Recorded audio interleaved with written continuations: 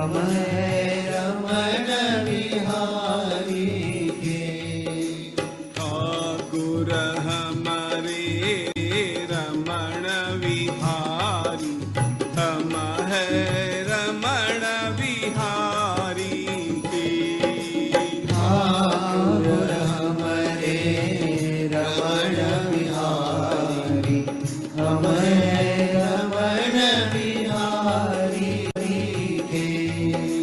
साधु सेवा धर्म हमारा, साधु सेवा धर्म हमारा, साधु सेवा धर्म हमारा। साधु सेवा धर्म हमारा। कामन दुनियादारी से, कामन दुनियादारी से, कामन दुनियादारी से। कामन दुनियादारी से। ठाकुर हमारे रमण बिहारी, हम है रमण बिहारी के। ठाकुर हमारे रमण बिहारी, हम है रमण बिहारी के। ठाकुर हमारे रमण बिहारी, हम है रमण बिहारी के। ठाकुर हमारे रमण बिहारी, हम है रमण बिहारी के। ठाकुर हमारे रमण बिहारी, हम है रमण बिहारी के। मैं नहीं मेरा नहीं यह तन किसी का है दिया। मैं नहीं मेरा नहीं यह तन किसी का है दिया। अपने पास है वह धन किसी का है दिया। जो भी अपने पास है वह धन किसी का है दिया। मैं नहीं मेरा नहीं यह तन किसी का है दिया। मैं नहीं मेरा नहीं यह तन किसी का है दिया। देने वाले ने दिया वह भी दिया किस शान से। देने वाले ने दिया वह भी दिया किस शान से। देने वाले ने दिया वह भी दिया किस शान से। देने वाले ने दिया वह भी दिया किस शान से। मेरा है यह लेने वाला कह उठा अभिमान से। मेरा है यह देने वाला कह उठा अभिमान से। मेरा यह कहने वाला मन किसी का है दिया। मेरा यह कहने वाला मन किसी का है दिया।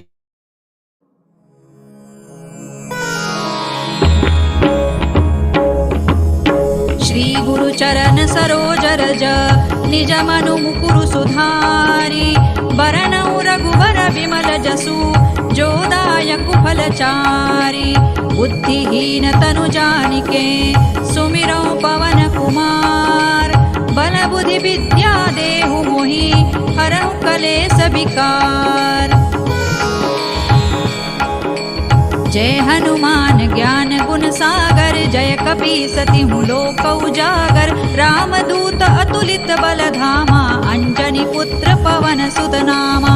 महावीर विक्रम बजरंगी। कुमति निवार सुमति के संगी। कंचन बरन विराज सुबेसा। कानन कुंडल कुंचित केसा। हाथ वज्र और ध्वजा विराजे। कांधे मूज जनेऊ साजे। शंकर सुवन केसरी नंदन। तेज प्रताप महाजगवंदन। विद्यावान गुणी अति चातुर। राम काज करिबे को आतुर। प्रभु चरित्र सुनिबे को रसिया। राम लखन सीता मन बसिया। सूक्ष्म रूप धरि सियहि दिखावा। विकट रूप धरि लंक जरावा। भीम रूप धरि असुर संहारे। रामचंद्र के काज सवारे। लाय सजीवन लखन जियाए। श्री रघुबीर हरषि उर लाए। रघुपति कीन्ही बहुत बड़ाई। तुम मम प्रिय भरतहि सम भाई। सहस बदन तुम रोजस गावे। अस कहि श्रीपति कंठ लगावे। सनकादिक ब्रह्मादि मुनीसा। नारद सारद सहित अहिसा। जम कुबेर दिक्पाल जहाते। कवि कोविद कहि सकै कहाते। तुम उपकार सुग्रीवहि कीन्हा। राम मिलाय राजपद दीन्हा। तुम्हरो मंत्र विभीषण माना। लंकेश्वर भय सब जग जाना। जुग सहस्र जो जन पर भानु। लील्योताहि मधुर फल जानू। प्रभु मुद्रिका मेलि मुख माहि। जलधि लांघि गए अचरज नाही। दुर्गम काज जगत के जेते। सुगम अनुग्रह तुम्हरे तेते। राम दुआरे तुम रखवारे। होत न आज्ञा बिनु पैसारे। सब सुख लहै तुम्हारी सरना। तुम रक्षक काहू को डरना। आपन तेज सम्हारो आपे। तीनों लोक हांकते कांपे। भूत पिशाच निकट नहीं आवे। महावीर जब नाम सुनावे। नासै रोग हरै सब पीरा। जपत निरंतर हनुमत वीरा। संकट ते हनुमान छुड़ावे। मन क्रम वचन ध्यान जो लावे। सब पर राम तपस्वी राजा। तिनके काज सकल तुम साजा। और मनोरथ जो कोई लावे। सोई अमित जीवन फल पावे। चारों जुग परताप तुम्हारा है। प्रसिद्ध जगत उजियारा। साधु संत के तुम रखवारे। असुर निकंदन राम दुलारे। अष्ट सिद्धि नौ निधि के दाता। असवर दीन जानकी माता। राम रसायन तुम्हारे पासा। सदा रहो रघुपति के दासा। तुम्हारे भजन राम को पावे। जन्म जन्म के दुख बिसरावे। अंत काल रघुबर पुर जाई। जहाँ जन्म हरि भक्त कहाई। और देवता चित्तन धरई। हनुमत से सर्व सुख करई। संकट कटे मिटे सब पीरा। जो सुमिरे हनुमत बलबीरा। जय जय जय हनुमान गोसाई। कृपा करहु गुरुदेव की नाई। जो सत बार पाठ कर कोई। छूट ही बंदी महासुख होई। जो यह पढ़े हनुमान चालीसा। होय सिद्धि साखी गौरीसा। तुलसीदास सदा हरि चेरा। कीजय नाथ हृदय महडेरा। पवन तनय संकट हरन।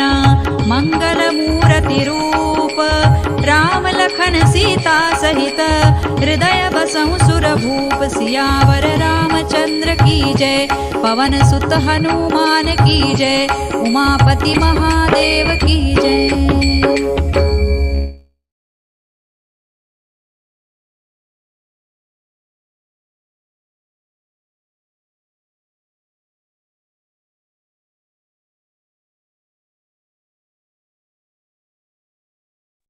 Could you unmute, please?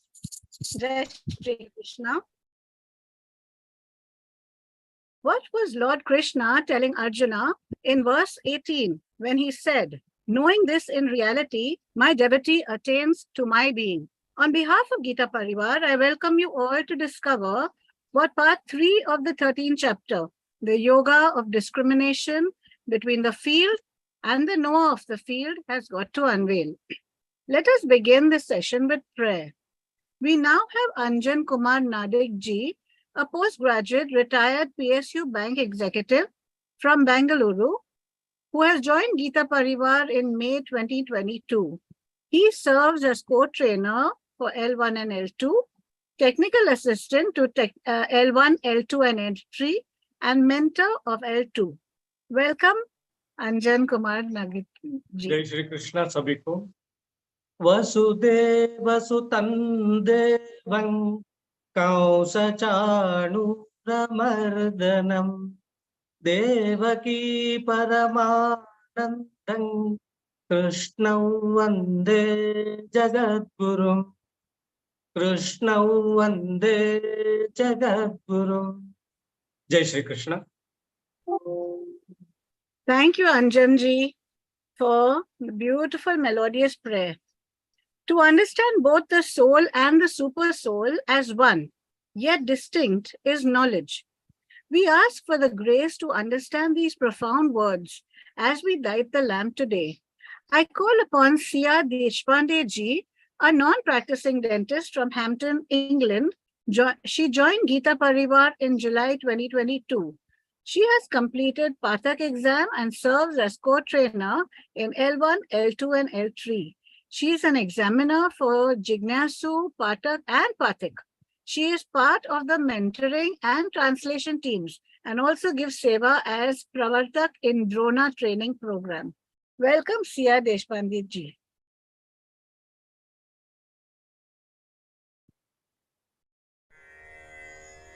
निषिद्धैरप्येभिर्लुलितमकरन्दो मधुकरैः करैरिन्दोरन्तश्छुरित इव सम्भिन्नमुकुलः विधत्तां सिद्धिन्नो नयनसुभगामस्य सदसः प्रकीर्णः पुष्पाणां हरिचरणयोरञ्जलिरयम् शरदिन्दुनिभां शुभ्रवस्त्रैरलङ्कृतां कलहंसकृतावासां वरदां शारदां नुमः।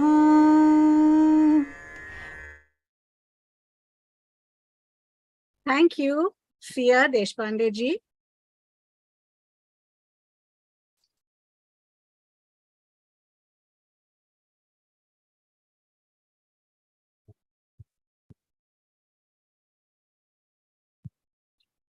The moment we have been waiting for has arrived. Let me introduce our speaker of the day, Senior Trainer Shraddha Raodeo ji.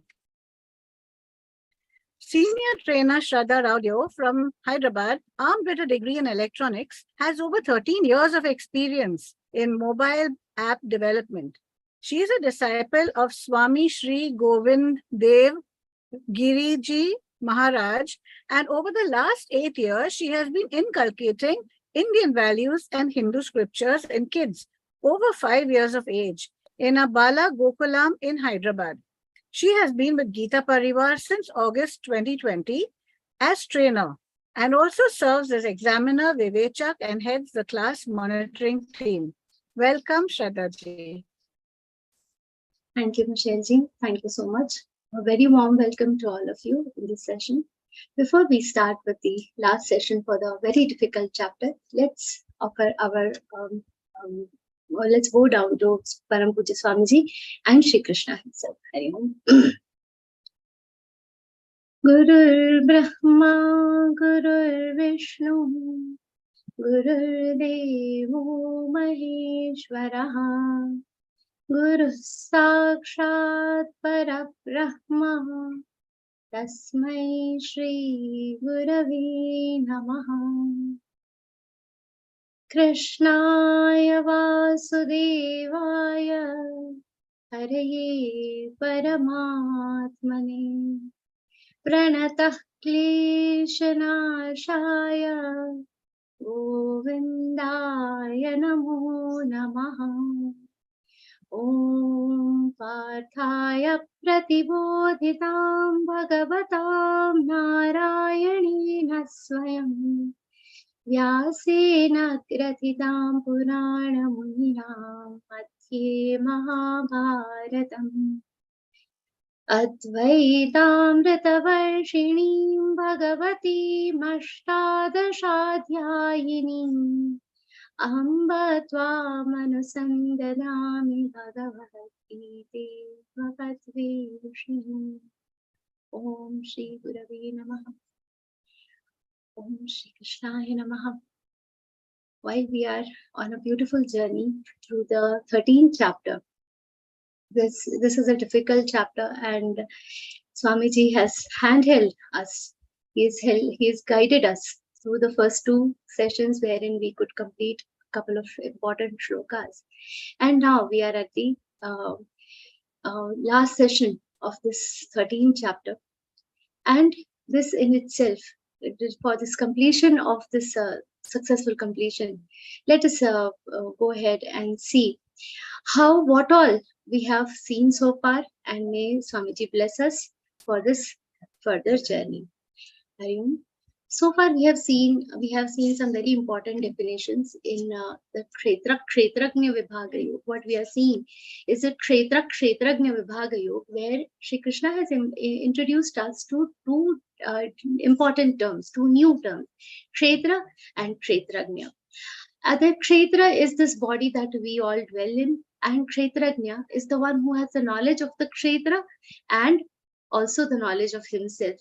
This very deep characteristics of Kshetra, a jnani, an intellectual who knows, who understands all this, and for somebody who wants to understand all this, have been discussed earlier. We have also in the last session, the second session, we have seen some very important characteristics of whom Kshetragnya.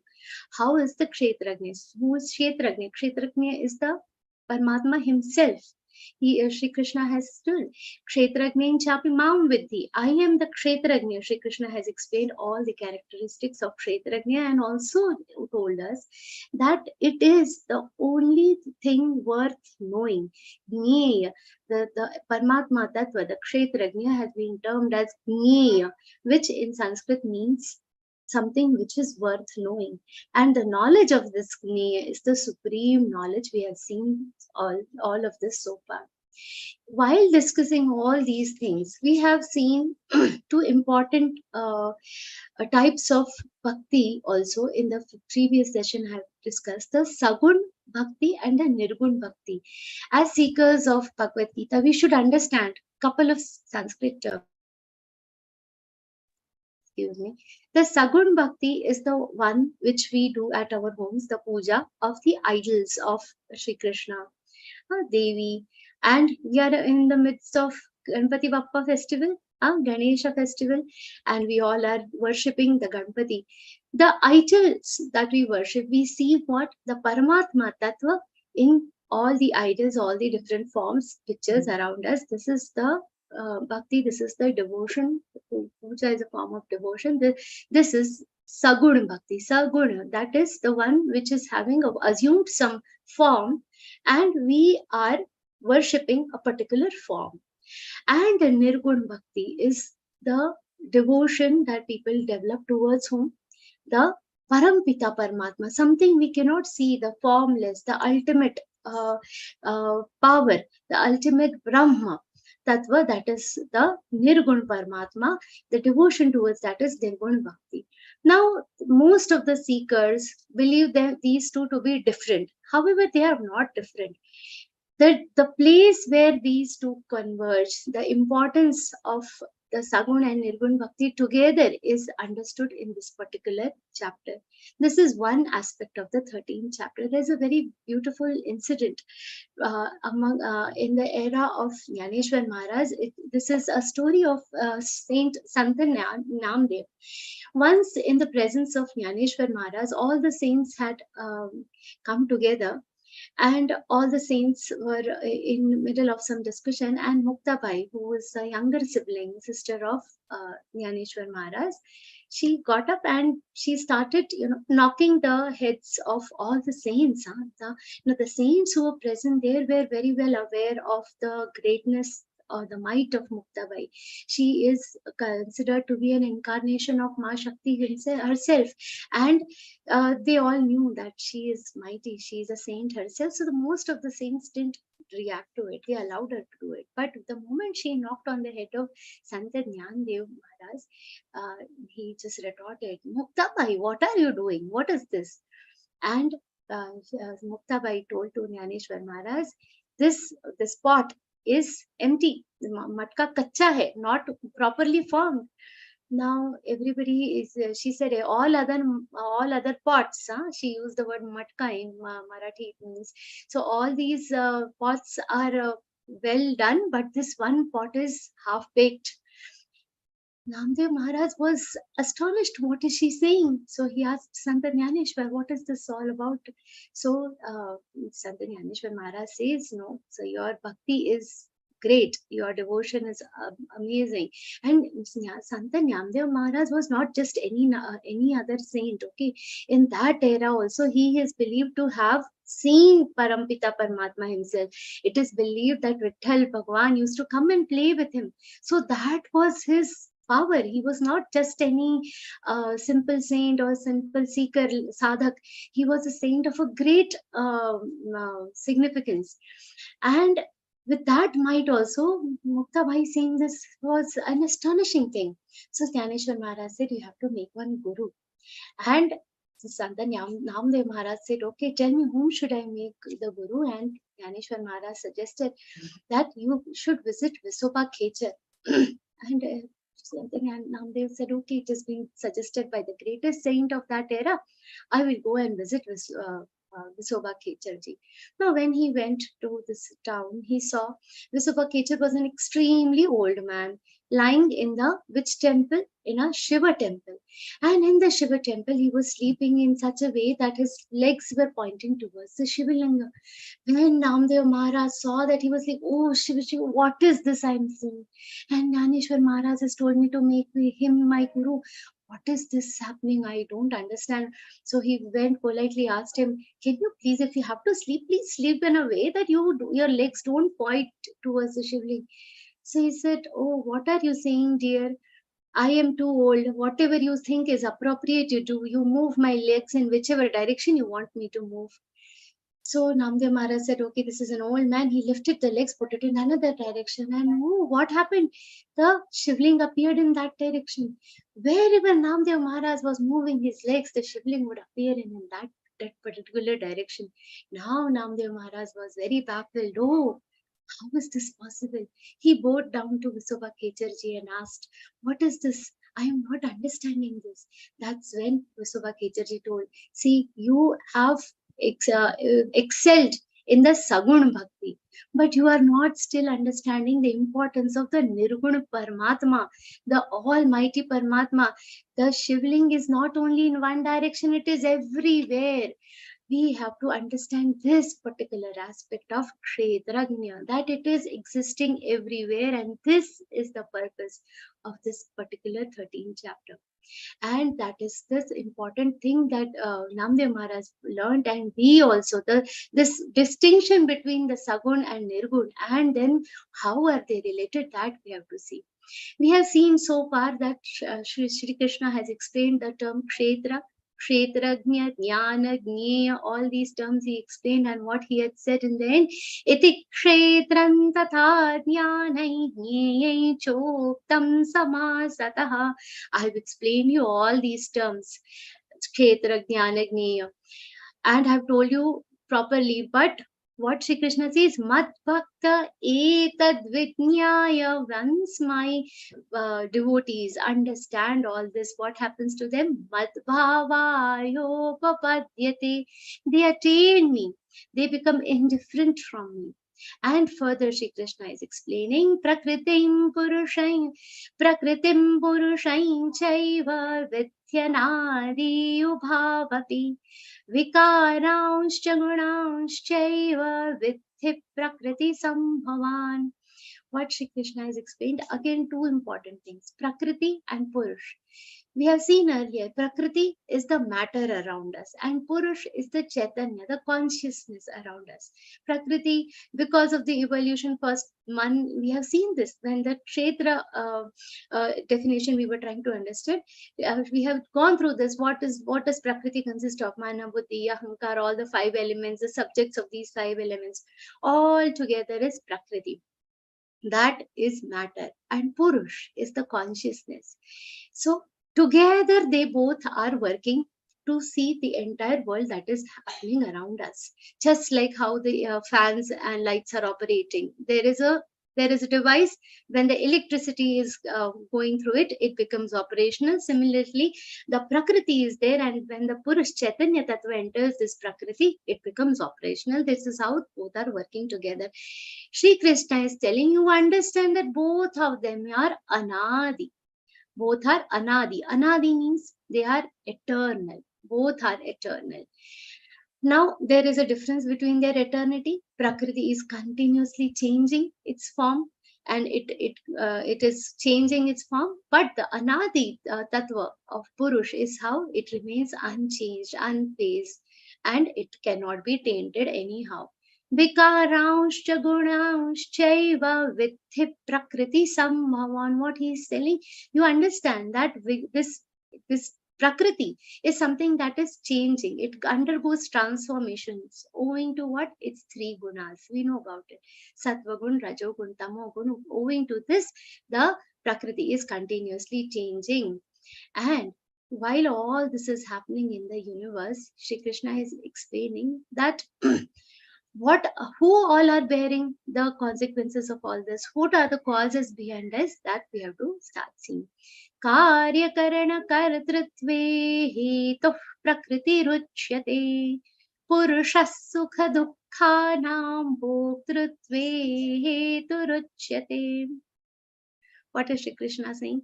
Karya karana kartrutve hetuh prakriti ruchyate. Understand 2 things. There is a Prakriti, there is a Purush. What is the Hetu? Hetu means cause. Okay, what is the purpose? What is the thing that Prakriti is doing? Karya Karana. It is the cause behind everything.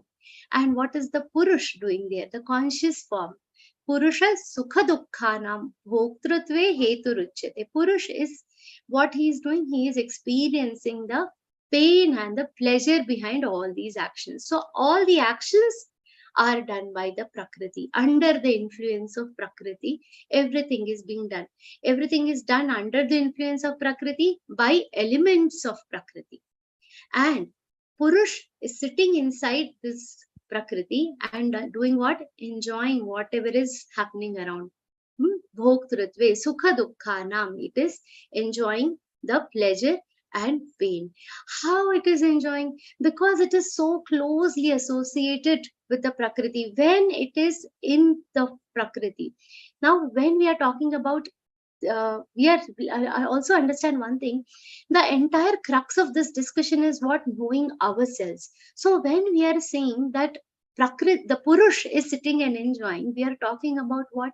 The Paramatma which is sitting inside us, the Kshetrajna which is sitting inside us.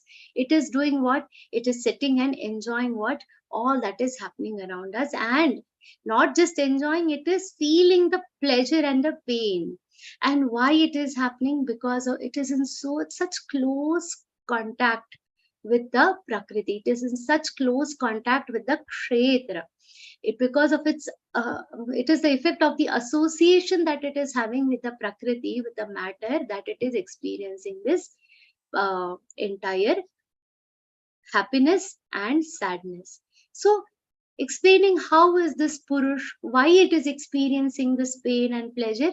Shri Krishna explains us further. Purusha prakritistho hi bhunte prakritijan gunan karanam guna sangosya sadasadyo nijanmasu. How is this Purush?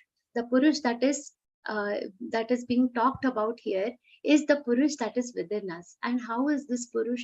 This Purush is seated within us. It is enshrined in the Prakriti, in this Kshetra. Now sitting there, what it is doing? It is experiencing what? The qualities. Which qualities? Sattva gun, Rajogun and Tamogun, which are born from where?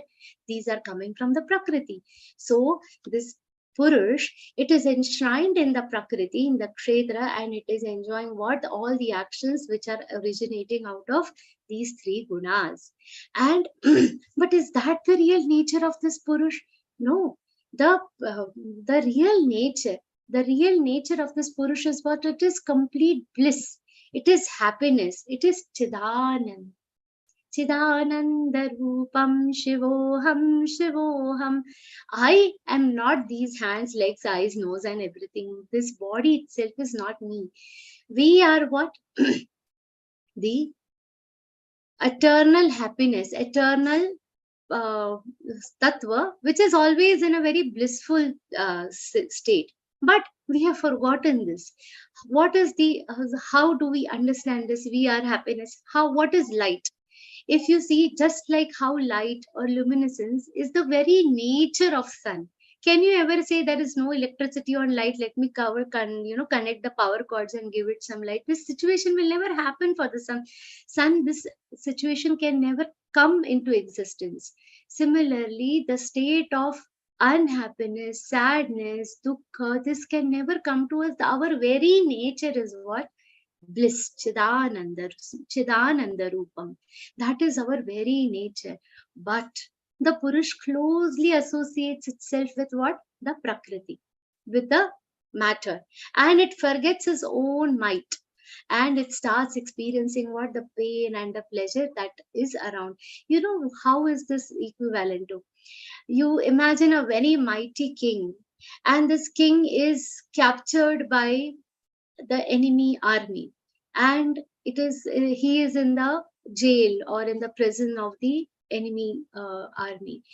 How powerless that king becomes. Okay, no matter what, how mighty he is in a prison, if he is stranded, he becomes powerless.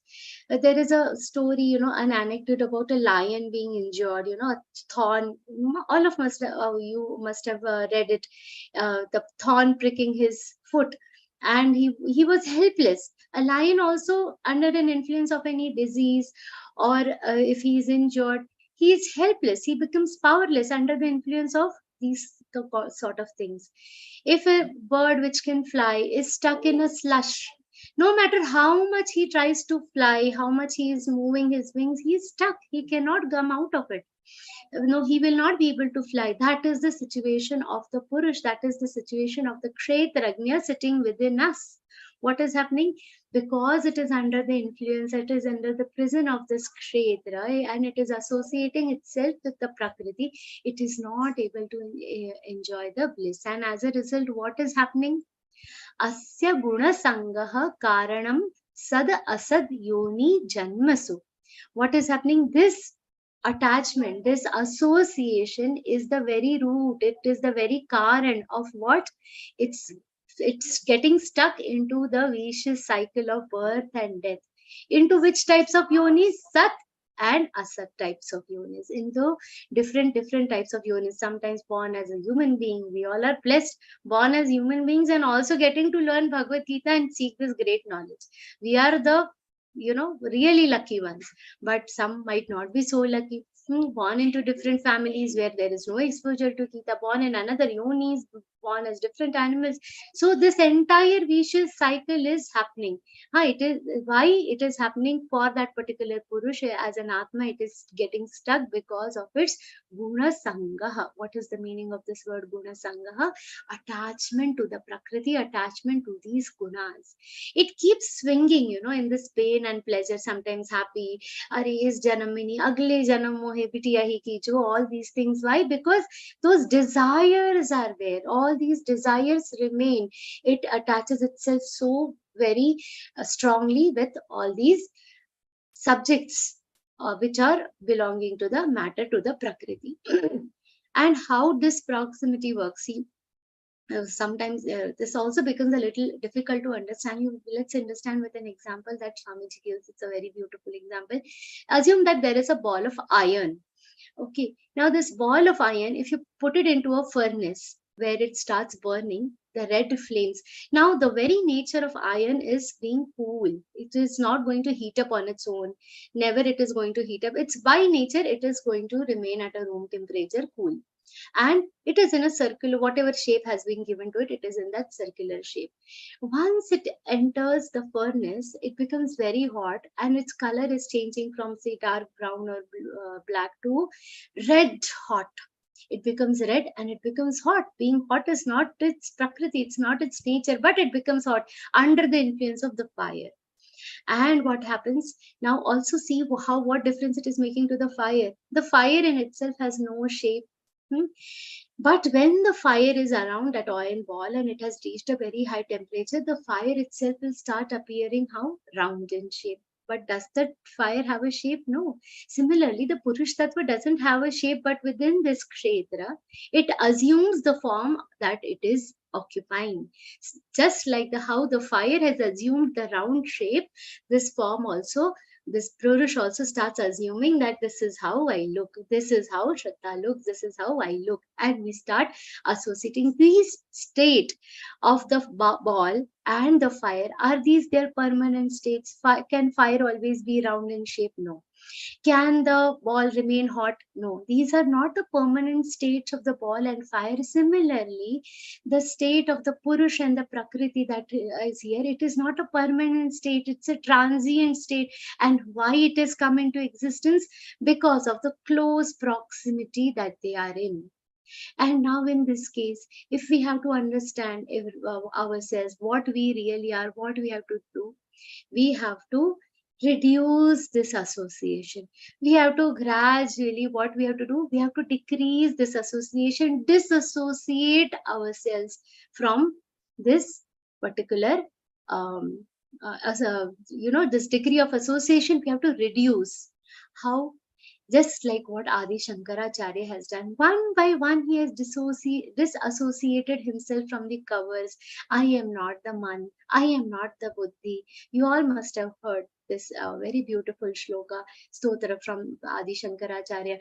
Mano buddhya hankara chittani naham na cha shrotra jivve na cha grana nedre na cha vyoma bhumir na tejo na vayu chidananda rupa shivoham shivoham. I am not man, I am not buddhi, I am not ahankara, I am not chitta, I am not this ear, I am not this tongue, I am not this nose, I am not this bhumi, I am not a fire. Who am I? Chidananda rupa shivoham shivoham. That we have to understand. We have to understand what is this Chidananda Roop, what is this Purusha Tattva, what it is doing inside, what is its role inside us. We have to understand. Shri Krishna explains that in the next shloka. Upadrashtanumanta cha bharta bhukta maheshwaraham paramatmiti chapyukto dehesmin purusha paraham. Dehe asmin purusha paraha. That Chaitanya Tattva. Where is it? Dehe. Dehe means here inside our body. In the body. What is this Purush? Asmin purusha paraha. This particular Purush.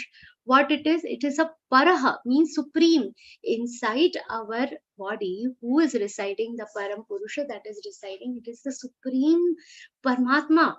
That Chaitanya, and it assumes different roles while sitting inside our body, sitting within us.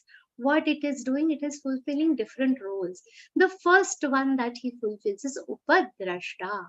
Upadrashta Numanta cha. The first role is that he is a Upadrashta. What does that mean? He is an onlooker. From all 14 directions, now see the powerful CCTV camera that is lying within us. Huh? Just one camera will straighten us in a shop or anything. Now this particular Upadrashta, from all 14 directions, Sri Krishna has fitted the CCTV camera on us. God is watching, not only from all 14 directions, outside, within us. See the beauty of this word that is being used here, Upadrashta. He has not just said Drashta. Drashta is who? The ones who are watching. Huh? I'm watching you, you are watching me, we are Drashtas. We are watching each other. But the word that is used here is Upadrashta. By adding the word Upasarga, Upa, what is happening? It is meaning watching closely, not just drashta, but being upadrashta means watching closely.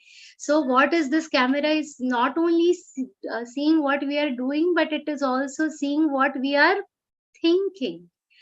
And this is the most generic role of God in all human beings, in all bhuta, in fact. He's a upadrashta, he is watching closely what you are doing. Now, as our mind gets purified, as our soul is getting more and more pure, the role of this Purush also increases. As the mind is getting purified, the detachment from Prakriti will be a little more, and the consciousness it gets developed further. And what happens? The Chaitanya within us assumes a larger role. And which is that larger role? It is that of an Anumanta. Who is Anumanta? Anumanta is a guide. Within us, what he's doing, he's going to give us the directions. There is always, after a certain level of sadhana people achieve, there is something that is always, there is a small little voice within me which is telling me what is right to do and what is wrong to do, what is to be done and what should be avoided. And the life of great individuals are what guided by the God himself. This is the state that is achieved next, from Upadrashta to Anumanta, where he guides from within. And the role with further purification of the chitta, further purification of the mind, what happens? The role becomes higher and it becomes what comes to a state of a bharta. What is the state of bharta? Everything starts getting provided by God himself. These individuals don't need to do anything. Whatever is needed, whatever is required, the God himself will provide to them. And that level of bhakti has to be achieved, that level of devotion, that level of disassociation with Prakriti has to happen. And when we see this dissociation happening, the God within us becomes, again, it goes one level. Bharta means the one who's supporting all the initiative. Then it becomes bhokta. This is a very higher state that is being achieved. What happens? This, whatever is done by the means of the body of this type of saint, it is actually done by the God himself. If we feed a saint of this caliber, it is like feeding Sri Krishna himself. If that saint, a saint who has dissociated himself so much that the Purush Tattva in him has reached that state of bhokta, whatever he speaks, his vani is like what? His speech is like that of God himself. And the next, where he is in complete union with God, he attains a state of what? Maheshwara. Whatever these kind of individuals decide, completing these tasks becomes the responsibility of the God himself. He becomes the Maheshwara, they become the gods themselves. These are the different roles that the Purush Tattva starts assuming within the Kshetra, within the body, as the chitta will become clearer and clearer as the knowledge increases and as a person starts disassociating himself with the Prakriti. And the one who understands all these stages, what happens? Shri Krishna says, Arjun, one just needs to understand all these. What they all need to understand? Ya evam veti purusham prakritim cha gunai saha sarvatha vartamanopi nasa bhuyo vijayate. One needs to know which things. Ya evam vetti purusha purusham prakritim cha gunai saha. What all does a person need to know? What does the sadhak need to know? What is matter? What is prakriti? What are the three gunas? A detailed description of what these three gunas are about, their elaboration. Then, what is the relationship of the Chaitanya with the Prakriti? And then the distinction between the Chaitanya and the Prakriti. One who understands all this, what is in their luck that Sri Krishna is telling. All these things, all these topics that I told, Prakriti, good, their elaboration, the relationship that the Chaitanya has with the Prakriti, all these things are mixed up.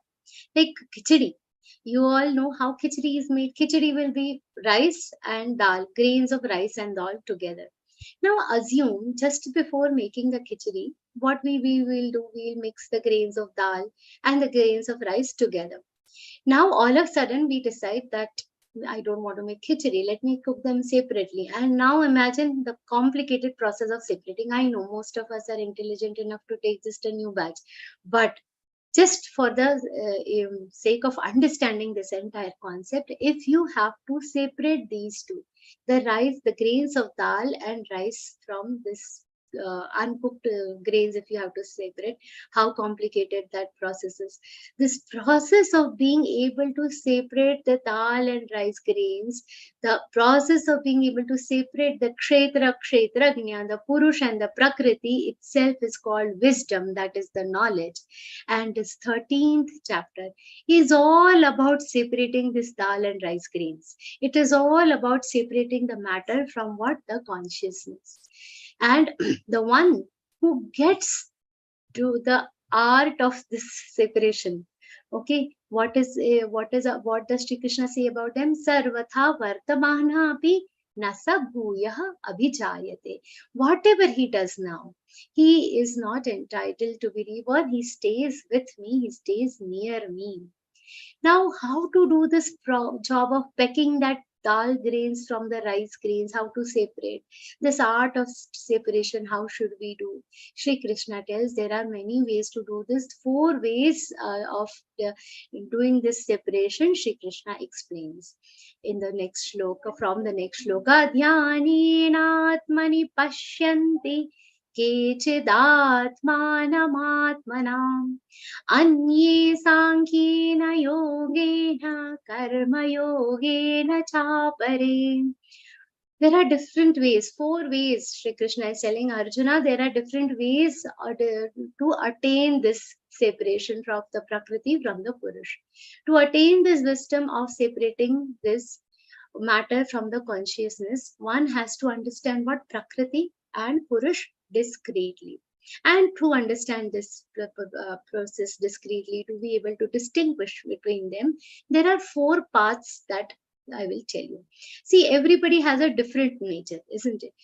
And we will seek whatever is best for us. So if somebody is an engineer and if he is being requested to sit and do a painting, what kind of painting is it going to come up with? Somebody who is a singer is asked to, develop applications on the computer. What kind of applications are going to come up? Everybody has an area of interest, an area of excellence. And according to their interest, Shri Krishna has told different paths that a person, a seeker, can follow. And the first one is dhyan. Dhyanena atmani pashyanti. Means by the help of meditation. This how the process of meditation, this entire detail has been covered in the 6th chapter. Dhyanena atmani pashyanti. Okay, what they are watching? Atmani means the self. Pashyanti is they watch, they look at what? They are looking at their own self-consciousness by the help of meditation. Kechadatmanam atmana. Some by the help of them, their vision, they'll sit in the process of meditation. See, in the yoga, Ashtanga yoga, there are different types of stages that have been discussed. Patanjali, Maharshi Patanjali has told yama, niyama, asan, pranayam, pratyahar, dharana, then dhyana, and then samadhi. So dhyan is a very higher state that a person can attain, a seeker can attain. And what is the meaning of dhyan? Tatra pratyayikatanata dhyanam means one has to watch themselves. Who is watching? To understand dhyan, we have to understand this particular definition. Who is watching? I am watching. Whom am I watching? I am watching myself. And how am I watching? Using my own concentration power, I am watching. This is the entire process of dhyan. This is the entire process of meditation. Whenever they sit, they can concentrate and meditate. This is a different category of seeker, very high type of seeker who will be able to concentrate and do this. This is a difficult thing for all. Some people have that strength, concentration power is their strength, they can do dhyan. But for others, they have a very fickle mind, and they are more driven by what? The thought process. They need their mind needs some food for thought always. They will do what? They will follow the second part, which is Anye Sankhena Yogena. What is this second part that follow? That is the path of knowledge. This is Sankhya Yoga. Sankhya itself means knowledge. What is this process? What is the meaning of Sankhya? Sankhya Yoga is the Jnana Yoga, means the seeking the knowledge basically. And Jnana Yoga, Swamiji says it is a process of elimination. What elimination? Am I Prithvi? No. Am I water? No. Am I Prithvi and water only? No. I am 5 more elements. So this kind of elimination, am I this? No. Am I this? No. Am I that? No. And understanding the entire process, that is the process of Sankhya Yoga, that is the process of Jnana Yoga. A devotee who follows this kind of path will do what? He will start discriminating the real from what? The unreal. He will isolate himself from Prakriti gradually. Now, this cannot happen in a day. This gradually they start disassociating themselves from the matter, from the Prakriti, and try to understand themselves. See, we all know Bhagwan Buddha, he was a Dhyana Yogi. Bhagwan Kapil Muni, he is the propagator of Sankhya Yoga. Kapil Muni, he is the Jnana Yogi. Bhagwan Shankaracharya is again a Jnana Yogi. And there is a next category. Now, everybody will not have that intellect also to understand so much knowledge. 13 chapter itself we find so difficult, forget about understanding all other things. So, but what we want to do, we want to keep doing some actions. We cannot sit and do dhyan. We do not have the intellect of doing this understanding, seeking so much knowledge also. We don't have so much time also, because it is not only about the limitation of the mind, but also the limitation of time. We have to live our lives, we have to earn money to live. There is some action which is very important, it is required. So that we have to follow what? Karma. So Sri Krishna says, even by doing your own karma, you can attain me. What is that? Karma Yoga. This is another very interesting category for those who are action oriented. They cannot sit quietly and do dhyan. They cannot sit and just read text and attain the knowledge. They are inspired more by which gun? Rajogun. So they cannot keep studying. Their entire focus is on what? Doing karma. Now there is a difference. See, we all do karma. From morning till night, we all are doing what? Karma. But while we are doing karma, we have to understand the difference between karma and karma yoga. Just doing any action is not karma yoga. What Shri Krishna tells here, karma yogena cha apare, means the other people who cannot follow the dhyan yoga, who cannot follow the Sankhya yoga, they end up following what? The karma yoga. And the karma yoga is not equivalent to karma. To convert your karma into karma yoga, what we should do? First, we have to focus on doing what is expected out of us. Whatever, if I am a teacher, I will just be a teacher. I'll not become the principal of this. That is a different thing. If you become a principal, you have to follow the rule of a principal. But what is expected out of me, that has to be done. Then, while we are doing that, we do not expect any fruits in turn. This karma yoga has been in detail explained in 3rd chapter, 4th chapter also to a certain extent. So we should not expect any results. If I do this, I will get, if I listen so many vivachans, I will get some certificate. No, everything not for certificate. Everything is not just for returns. Certain things, because it is my duty to do, we should be doing it. Remember, every moment, the next thing that we have to do to make our karma into karma yoga is remember every moment that I am not the doer. I am not the one who is doing it. It is the God who is getting it done from me. That way, what happens? We disassociated ourselves from the action itself. Isn't it? Gradually, we are separating ourselves from the action. What people end up doing, see, if we do charity, immediately they'll declare what step it is donated so and so amount, putting all this. Once this is done, what are we expecting in return? Some kind of appreciation. The moment we say that whatever wealth has come to me, it has come by the grace of God, and I am offering it back to God Himself, in that entire feeling of being a doer, that feeling ahankara of being a donor goes away. And when that happens, we are able to separate ourselves from the actions, and we do not remain attached to Prakriti by any which form, not by emotions of ahankar, etc., and not by the karma. We can, and a person like this can easily dissociate himself from the fruits of the action. And whatever the fruits that the dhyana yogi or a jnana yogi will get, the same fruits, the same results of union with the God, karma yogi is also going to get. So see, depending on what you like, you have a path. Now for some, it is dhyana yoga. For some, it is jnana yoga. And for some people, it is what? Karma yoga. And what Shri Krishna is going to tell next, no, it is like a party for us, something very delightful for us. For people like us, till now, whatever has been said, or now just understand, now from the first shloka, idam kshetram, that from idam shariram kaunteya, till now, whether you have understood or not, leave it. Whatever he is telling next, don't miss that point. It is very important because it is for us.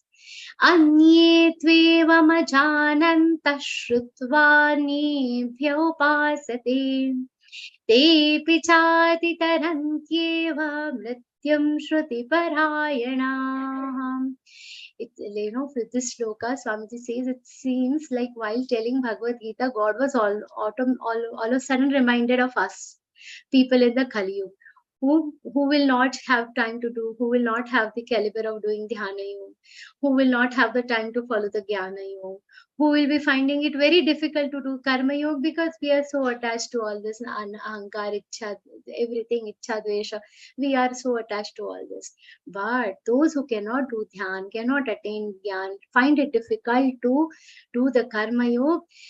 For them also, tvevama janantas, these forms of yoga, for them, what Shri Krishna says, Shrutva niyebhya upasate. They listen to the scriptures told by saints. That whatever is, Swamiji gives such beautiful provisions by listening and listening alone. Somebody as great as our Param Puja Swamiji is telling Katha, Rama Katha, Hanuman Katha, Bhagavad Katha by listening to them. Also, what happens? They will also be able to cross this samsara sagar. Isn't it a very interesting thing? Okay, we are not able to do any other thing, so at least do what? Listen to kathas, listen to all the different pravachans, listen to these great scriptures. From there are so many various beautiful saints in our inauguration functions. Also, we see for 5 minutes the guests speak, and how enchanting speeches we get to listen by the grace of Gita Parivar. How enchanting stories our Swamiji tells in different kathas. Listen to them. The word that Shri Krishna has used here is so beautiful. Shruti Parayana. Parayana means who are almost addicted to listening. Completely addicted to listening those who keep listening, they will also attain what? They will also be able to attain the same fruits that Dhyana Yogi, Jnana Yogi, Karma Yogi are attaining. Listening to kathas, listening to bhajans, all these interesting scriptures. Now, whether they are understanding or not, now somebody as Mudamati as me is talking, not knowing whether it is understandable or not, but it is ultimately Bhagavad Gita. The greatness is not in who is speaking. The greatness is in the scripture that is being discussed. The greatness is of Bhagavad Gita that is being discussed. The greatness is of this adhyay that is being discussed. We are making an effort to listen to it. Listen to the pravachans of Swamiji. And when we are doing with full dedication, they are also uplifted from what? This vicious circle of life and death. Pichati tarantyeva mrityam shruti parayana. This is an assurance. Okay, now for others, he has said they will also be, uplifted. They'll also unite with me. But see the word that is used for those who are shruti parayana. Chati tarantyeva eva tarte hi hai. They will be liberated for sure. That guarantee Shri Krishna is giving. What else do we need to continue what we are doing? So whether you are able to do dhyan or not, if you can do dhyan, do. Do dhyan if you can do. Attain the jnana, attain knowledge if you can. Try to inculcate karma yoga in all your actions. Whatever we are trying to do, try to attain, convert your karma into karma yoga. But at any cost, do not leave reciting Bhagavad Gita. Do not leave listening to the kathas of Swamiji. Do not leave listening to the kathas, great scriptures of different saints. This is the ultimate way of liberation. And gradually, this, once we follow this, Karma Yoga is automatically going to happen. Jnana Yoga is automatically going to happen. We'll attain a state of Dhyana Yoga also. Such a delightful thing Shri Krishna has told. Yavat sanjayate kinchit sattvam sthavara jangamam kshetra kshetrajna sanyogat tadvidhi bharatarshapam. Everything in this world, it is sthavara jangamam. It is what? It is a mixture of movable, unmovable things. It is mountains, trees, everything. All these are created by what? By the union of kshetra and the kshetra. All the perishable objects are coming in the periphery of what? The kshetra, because they are coming from the prakriti, and the kshetrajna is the knower of all these objects. We know that. So everything that is around, it is coming out of what? The union. Kshetra kshetrajna sanyoga, because of the union between the field and the knower of this field. That is resulting in this entire creation. And because of that, what happens? We are all in the stuck in this vicious cycle. How to free oneself from this entire cycle? There is a beautiful thing that we have to attain. To attain that karma yoga, to be able to become a Shruti Parayana, first thing that Shri Krishna says, also one quality that we all have to develop amongst ourselves. How to free ourselves from this entire cycle? Shri Krishna says, Samam sarveshu bhuteshu tishthantam parameshwaram vinashyatsva vinashyantam yah pashyati sa pashyati. What is Shri Krishna saying? The God, I am reciting equally in all the beings. Samam sarveshu bhuteshu tishthantam parameshwaram. Amongst all creatures, equanimous distribution is there. But one who can see that there is a kshetrajna, there is a Paramatma in everything around us. That kind of person is actually a wise seeker. Shri Krishna is saying the Parameshwar is an equal quantity in everyone. Okay, in this perishable world, he is existing equally. Yaha vinashyatsu avinashyatsvam pashyati saha pashyati. Who is the one who is actually seeing? The one who is able to see this indestructible element, the Paramatma Tattva, in all these destructible things around him, creatures around him. That person is the actual seeker, is the actual person who is able to see things in its true sense. Yah pashyati saha pashyati. So we are also seeing each other, that how people will look at each other. Not looking good, he's not wearing a good dress. We will judge people. We have a different view for different peoples, a different perception for different peoples.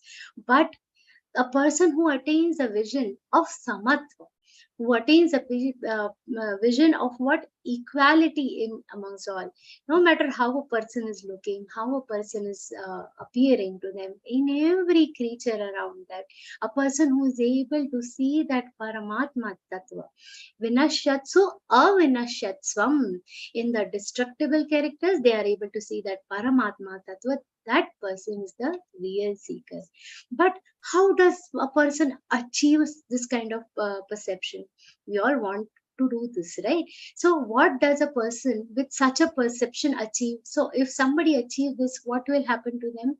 Samam pashyan hi sarvatra samavasthitam ishvaram nahi nasyatmanatmanan tato yati parangatim. This kind of vision of seeing everything in equanimity, seeing everybody with a vision of equality, is what Shri Krishna says everybody should try to achieve. And this is the very essence of what yoga.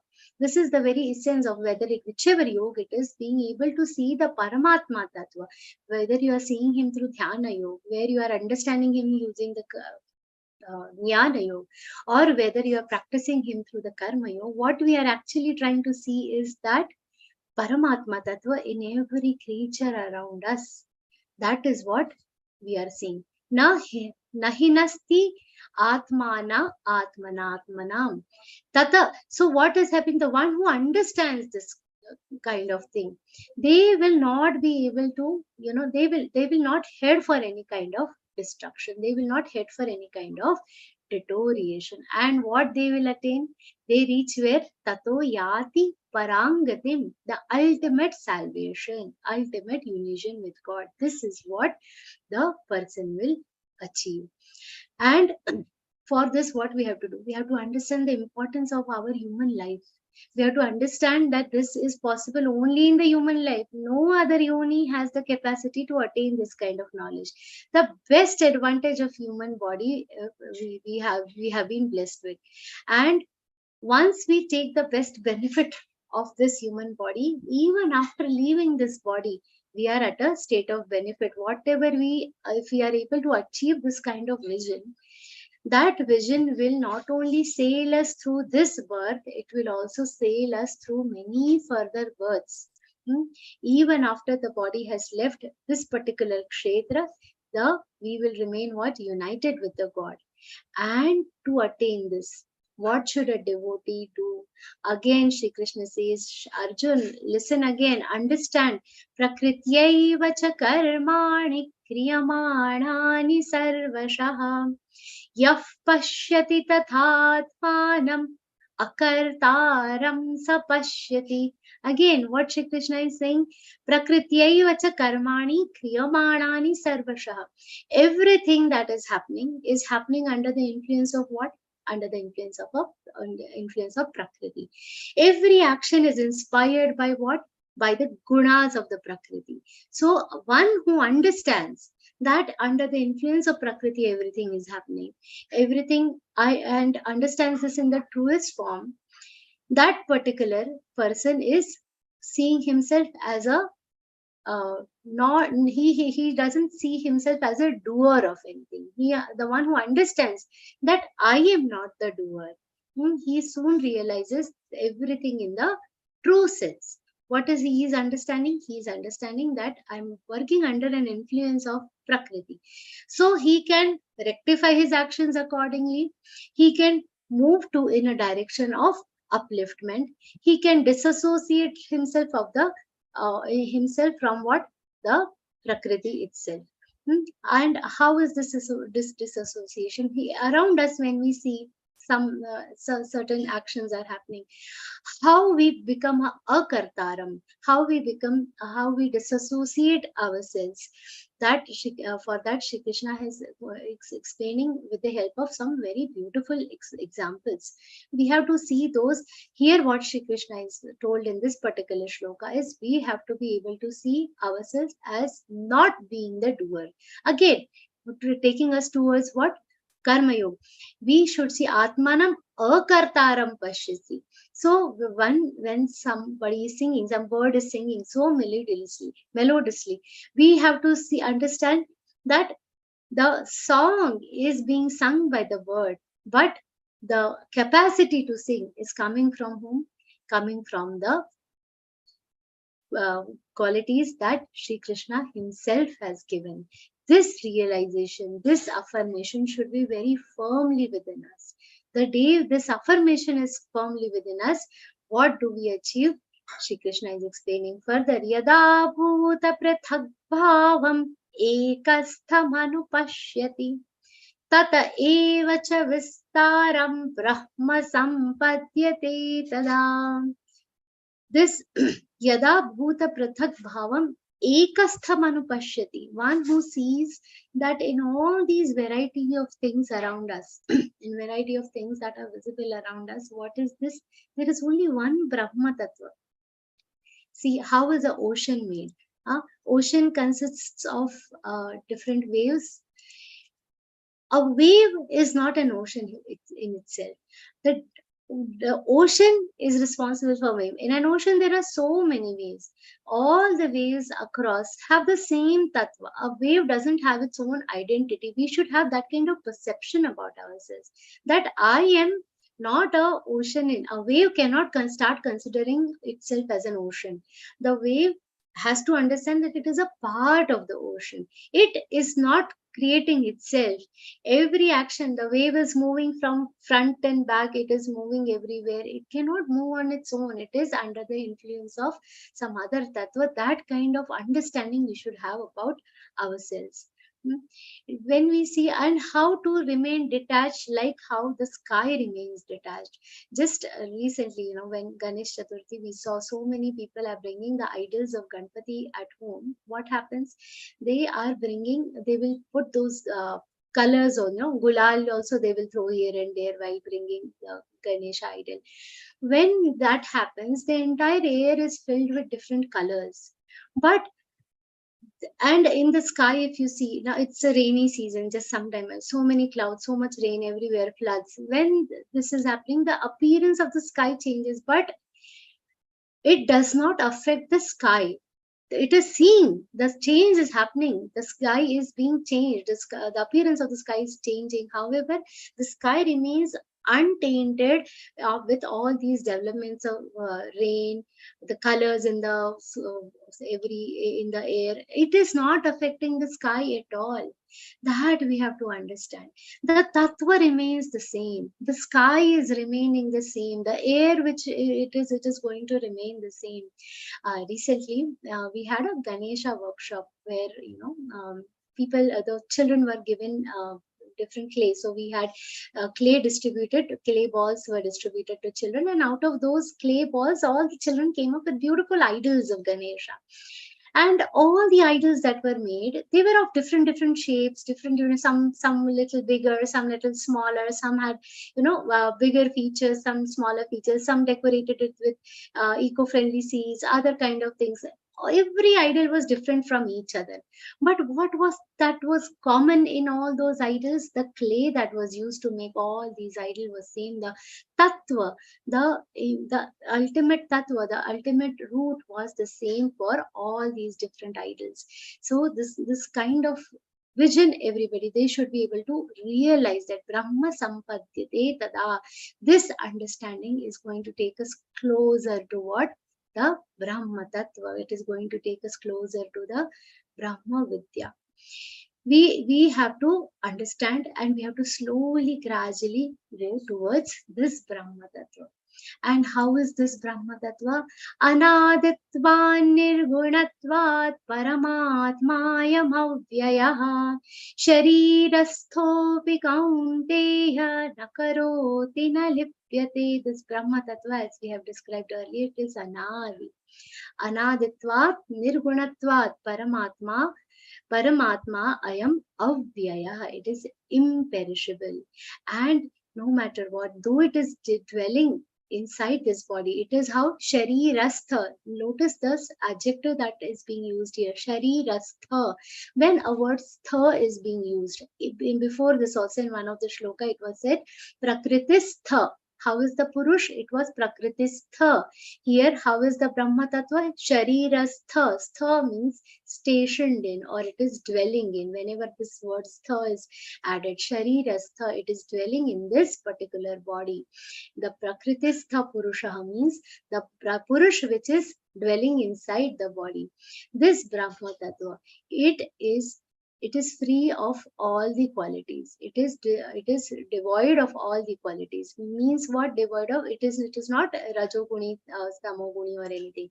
It is only the tattva which is sitting inside the body is not having any of its own qualities. It is devoid, and it is avyaya. It is imperishable. And what it is doing sitting inside the body?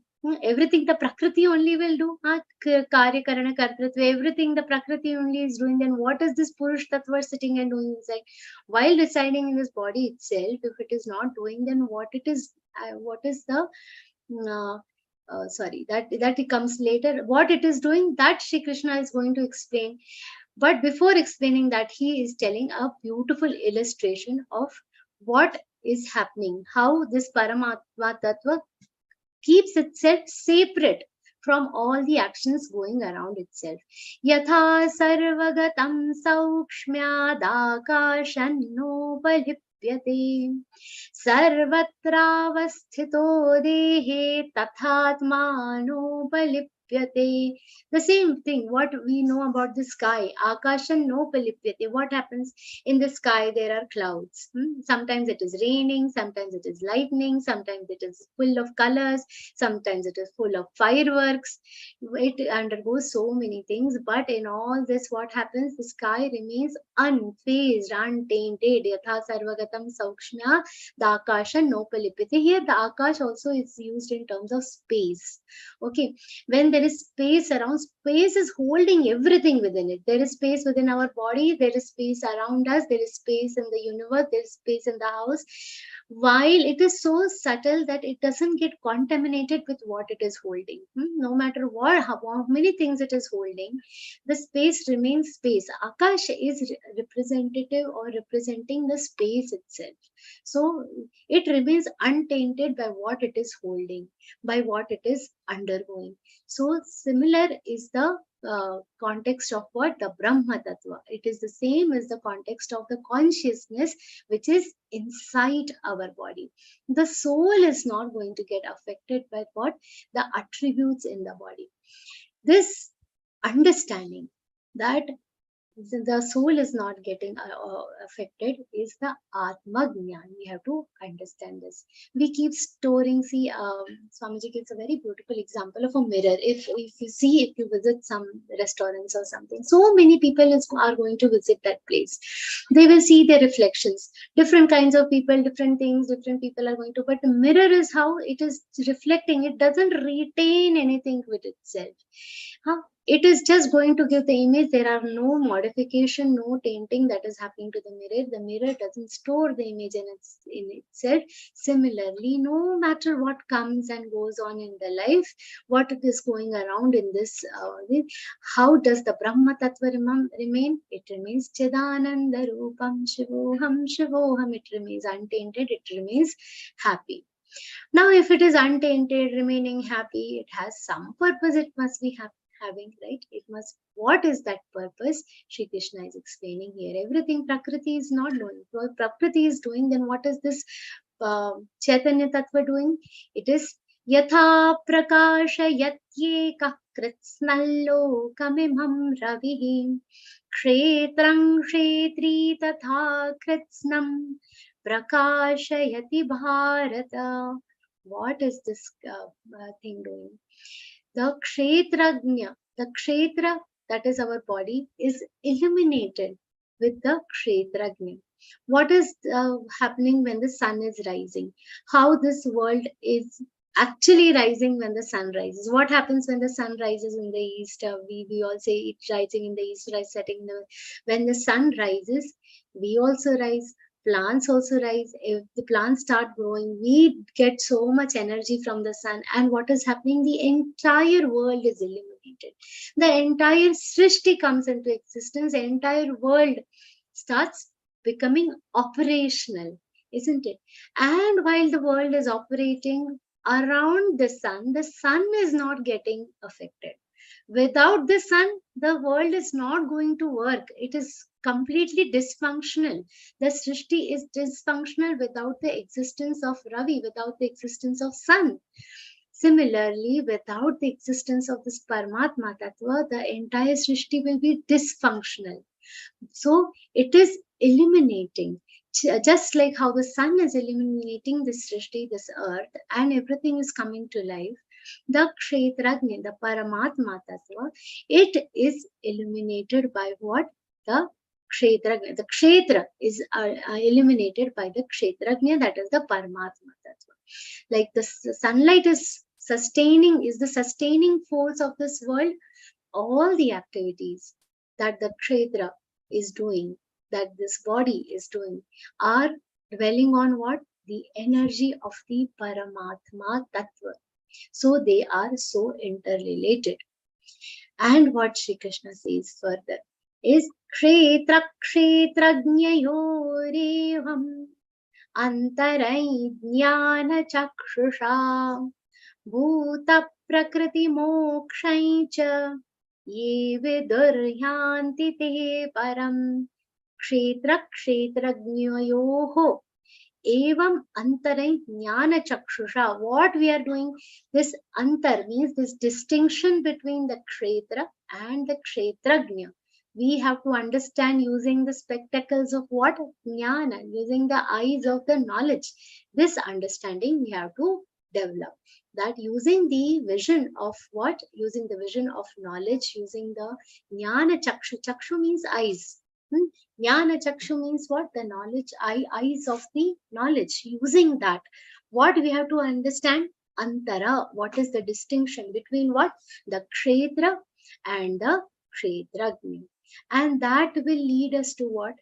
Bhuta Prakriti Mokshaincha Ye Viduryanti Te Param. One who understands this difference between Kshetra and Kshetragnya. This entire show that is being put up by the Prakriti, okay, the Pancha Mahabhut, and then the liberation from this, that person will attain the what? Supreme state. What is that? That to attain the God. Now, to attain God, we don't need to run away from anything. We don't need to leave anything. What we need to do is, we have to, being in this particular world itself, we have to understand the Atma and the Anatma. We have to understand the difference between the Chaitanya and the Jad. Now, these two have been mixed up, thoroughly mixed up, okay, in this Srishti. And while they are mixed up, this is leading to all that is happening around us. What we have to do is, one by one, uncover the difference between two.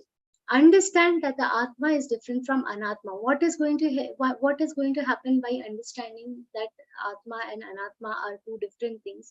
We will be able to, the sorrows automatically decrease once we get the knowledge of Atma. The sorrows in our life get decreased. When the sorrows in the life get decreased, we are able to focus in the right direction. We are able to disassociate ourselves from the world around us. And while this distinction, it is a special skill set. Shri Krishna has provided this skill set to us by the means of this chapter. I try to understand. This entire chapter is focusing on try to attain the skill set of what? Separating the Kshetra from the Kshetragnya, the matter from the consciousness, and This is what this entire chapter is all about. We have to ultimately attain this. This is a difficult one to attain. Only by the blessings of Sri Krishna, Jnaneshwar Maharaj, and Param Pujya Swamiji, may we all aptly attain the skills of being able to distinguish between the two. With this prarthana for all of us, for each one of us, I offer this entire Vivechan at the lotus feet of Sri Krishna and Param Pujya Swamiji himself. Om Tat Saditi Śrīmad-Bhagavadgītāsu Upanishatsu Brahma Vidyayam Yoga Shastri Shri Krishna Arjuna Samvade Kshetra Kshetrajna Vibhaga Yogo Namatrayodashodhyayaha. Hari Om Shri Krishna Arpanamastu. Om Tat Sat. Before we head for the question answers, whatever little understanding I could gain from Param Pujya Swamiji's pravachans and my seniors in doing Vivechan, Vanikar Kakaji, Kakiji, Ashu Bhaiya, Sanjay Bhaiya, everybody, that is what I have presented here. So only whatever is in my limited capacity, I'll try to answer. So if I'm not able to answer anything, kindly forgive me. Jai Shri Krishna, everybody. Thank you so much for the Thank patience. you so much, Didi. Thank you so much, Shraddha ji, for your beautiful explanation. Before we start with the question and answer session, there are a few announcements, if you don't mind. The Hanuman Chalisa will be chanted at the end of the session. So please stay behind. We request all the sadhaks to please stay behind. The second announcement is about the daily Parayan. We are happy to announce that we are going to have daily Parayan of recitation of one Adhyaya followed by 5 times chanting of Hanuman Chalisa for Gita Sadhaks after completion of L4. This session is held daily at 6:30 a.m. The third announcement, weekly Parayan. We feel extremely glad and truly blessed to be part of Gita Parivar. We have decided to recite Sampurna Gita Parayan every Sunday at 7 a.m. Looking forward for your cooperation and success of this Parayan. Now Shraddha ji is ready to take your questions. Please raise your hand. She will call out.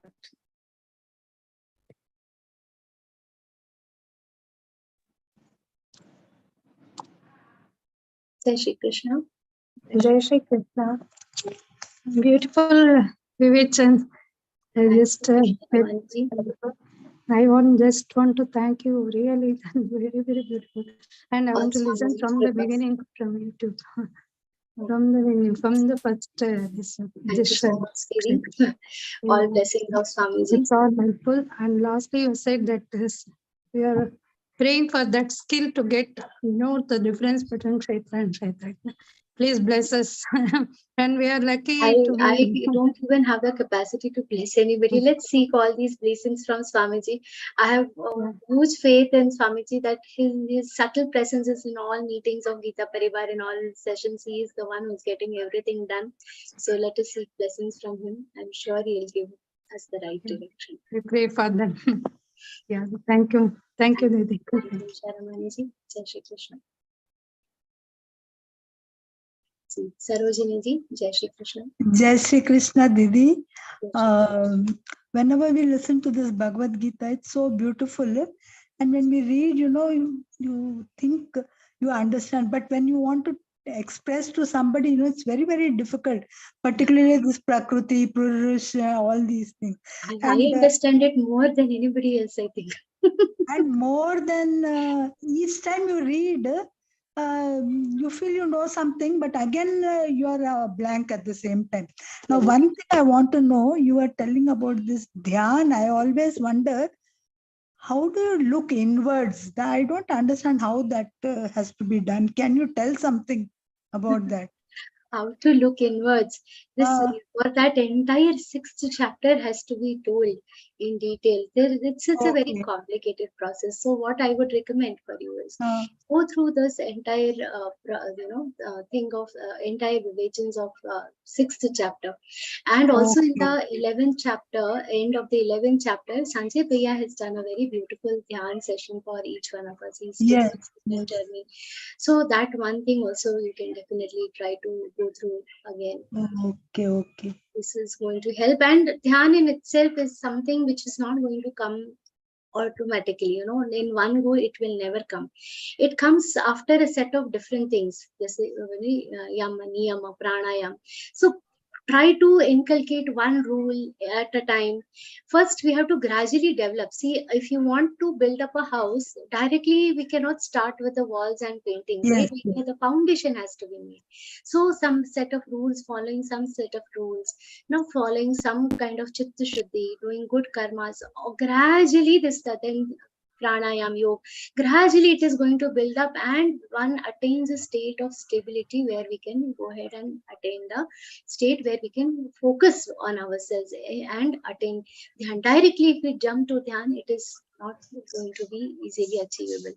So this is a detailed process. One, we should go through the 6th chapter, and also the other parameters. This is very detailed. It's explained in the Maharishi Patanjali Sutras. So we have to go through all those details and try to achieve it. Okay. Thank you. Thank you so much. Jai Shri Krishna. Prabodh Priya. Jai Shri ji Krishna ji. नमस्कार दीदी। Namaste. ऐसा है, मेरा प्रश्न 13वें अध्याय से संबंधित नहीं है। मैंने आज विष्णु सहस्त्रनाम का ज्वाइनिंग सेशन ज्वाइन किया था। उसमें गुरुजी ने बताया कि महाभारत से 5 रत्न निकाले गए, जी, जिसमें से विष्णु सहस्त्रनाम एक रत्न है। दूसरा रत्न गीता है। बाकी 3 कौन से रत्न है, एक तो मैं वो जानना चाहता था। दूसरी बात, जैसे मैं पहले भी आपको रिक्वेस्ट किया था कि आपके सत्र की पीडीएफ भी जो है हम लोगों को दिलवा दीजिए, क्योंकि 1-2 और लोगों ने उसे पढ़ना चाहा है। तीसरी चीज ये थी कि ये जो 6:30 बजे गीता पारायण हो रहा है, इसकी लिंक सिर्फ एक बार आई ग्रुप में, उसके बाद से नहीं आई, तो मैं ज्वाइन नहीं कर पा रहा हूँ। हाँ, I'll tell you. Okay, I will tell you all the things. First question is about the 5 रत्न। 5 रत्न। 5 रत्न, एक तो यक्ष प्रश्न का जो सिलसिला है युधिष्ठिर जी के साथ, वो so he's saying that are the 5 pancharatnas of the Mahabharat. So the yaksha prashnavali, Vidur Niti, and there is one thing that I'm forgetting, Sanat, something I forgotten the कोई बात नहीं। Bhagavad-Gītā and then Vishnu Sahasranam. हाँ। So Sanat Sujati something, मैं 5वां भूल गई। कोई बात नहीं, बाद में जान लेंगे। दूसरा है आपका विवेचन सेशन के जो नोट्स हैं, all notes, he's asking for the notes of the विवेचन sessions. They are all available on vivechan.learngeeta.com. आपको अगर वो साइट पे देखने में दिक्कत आ रही होगी प्रबोध भैया, मैं आपको अलग से मदद करूंगी। आप इतनी कृपा कीजिए, मुझे अलग से भेज दीजिए, मैं साइट से निकाल नहीं पाता। Okay, you can get it done. It's coming in the groups also. And next was about the Parayan Satra from the Zoom. Please understand that the Zoom links, it is for the ones who have completed the entire session. Entire 4, all up to level 4. So only they are able to attend the Parayan from the Zoom link. But it is also in the YouTube. So you can always attend it from YouTube. Okay. Sanat Sujatiyam is the 5th Ratna. Yeah. Sanat? I will put it in the chat for you. Okay, thank you. Sanat Sujatiyam, that I will put it to you. 5th Ratna. So, ये है ठीक है, सारे questions आपके आ गए YouTube से हाँ जो सर, बिल्कुल आ गए। पारायण from YouTube until you complete level 4. Once you complete level 4, you will be joined to the sadhak group where you will get the link for. Okay, thank you very much दीदी। Thank you. प्रणाम। जय Shri Krishna.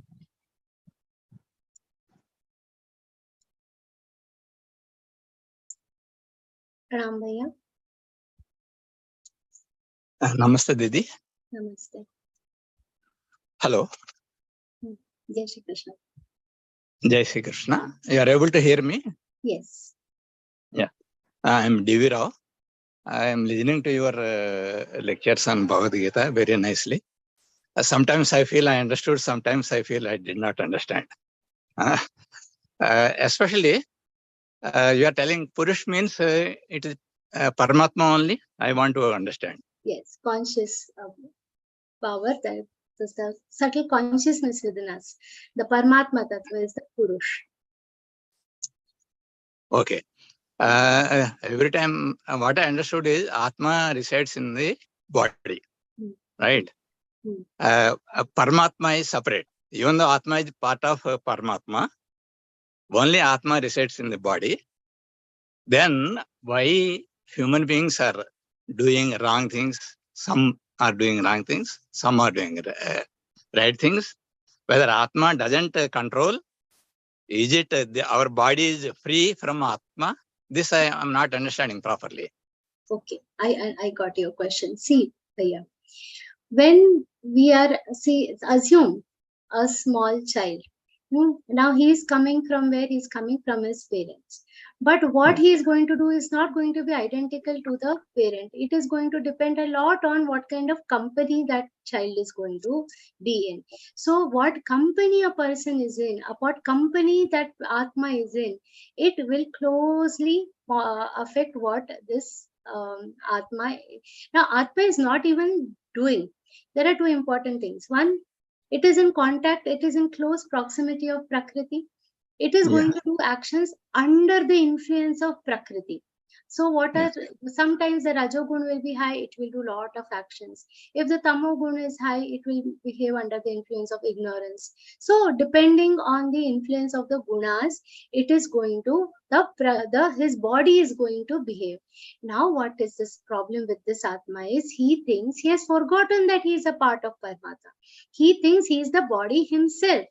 Okay, what will happen to this kind of Atma? That it has lost its own identity. It identifies itself as the body, and it will start, whatever it is doing, it is thinking it is he himself that is doing it. Now, the role of Paramatma in this, why you were saying why it is not able to control. For that we have seen it acts in different roles. What is that role? First is that of a upadrashta, where it is just going to be blindly seeing and assume that I am the one who is doing, and it is going to continue doing what it is doing because of the close proximity with the matter. It is doing all these actions.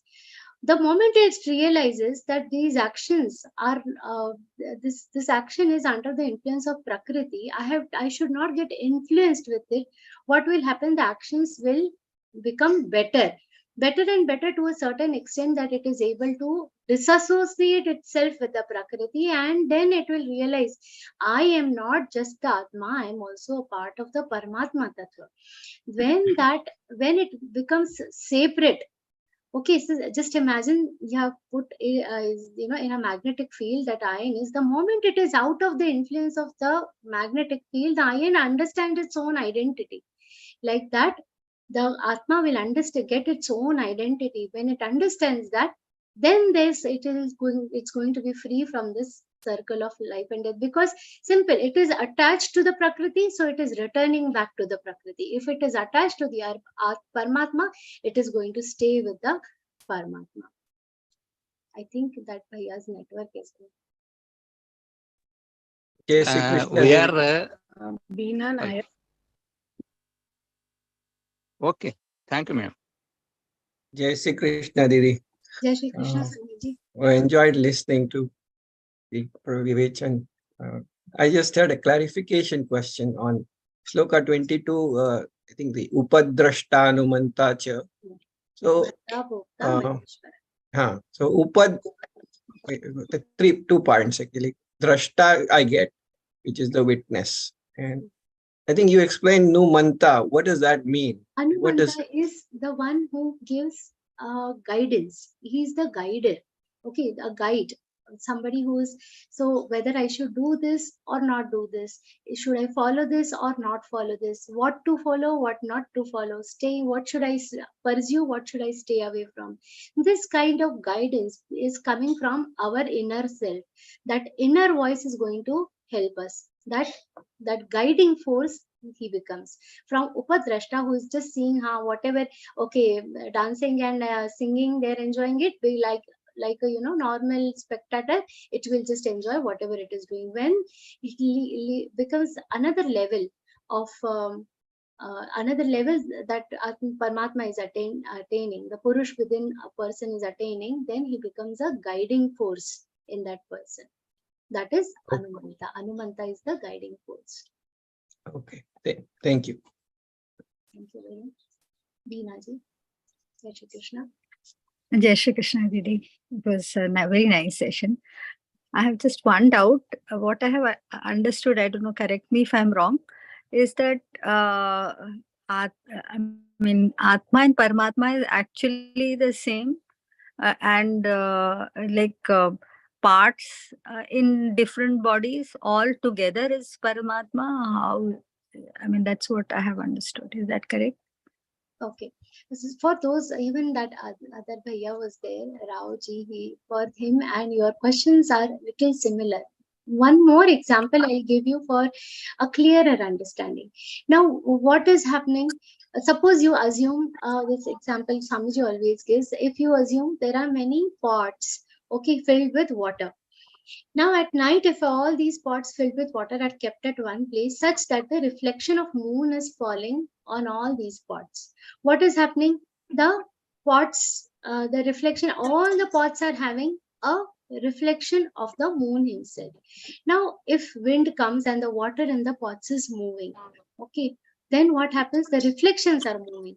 The pot starts believing that the moon inside me is moving. Okay, that close association it becomes. However, is the moon moving? It has no connection with those reflections that we are seeing. So there is a reflection of Paramatma in all of us. Now the reflection starts believing that I am only moving. However, it forgets that it is a reflection of something. It cannot move. It is the Prakriti which is moving around. It is because of the waves of the Prakriti that all these movements are happening. So understand Atma as a reflection of Paramatma in all these spots, and accordingly we understand. So we are actually a reflection of that Paramatma. To not become a reflection again, to not be reborn as a reflection, what we have to try to achieve is we have to try to attain a higher level of spirituality, which is also not again going to happen in 1 birth, 2 births. It's a very long process.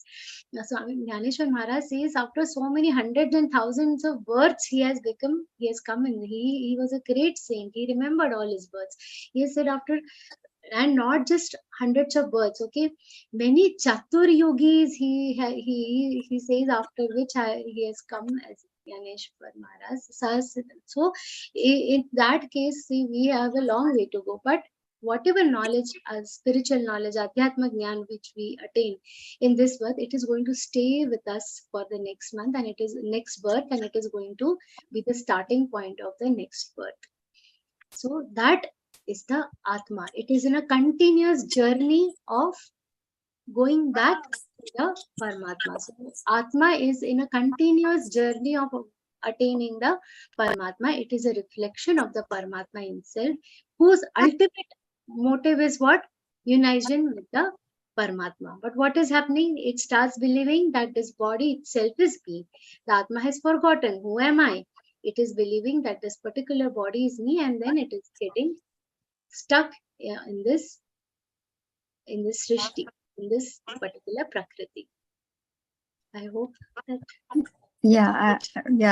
I mean, also, as Shri Krishna has told in that shloka we were seeing, where see these things not only for you. For me also, for everybody else. It is something, it is a constant process of study. This is a subject of continuous study that we all should do. These topics we have to keep reminding ourselves. None of us can, get everything in one go. So we have to become what? Shruti Parayanam.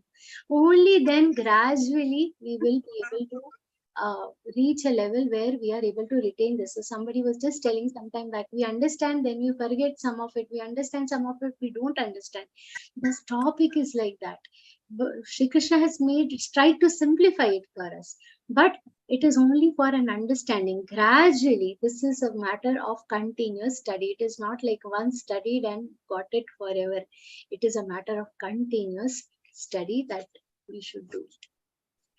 Why I asked this question is because he also says that I am divided and yet not divided. So so what I thought is that, like you said, different pots are there. So there are, in each of us, there are these parts, and then everything gets united with Paramatma. So it becomes, that's the whole. Yes. Avibhaktaincha bhuteshu vibhaktamiva tasthita.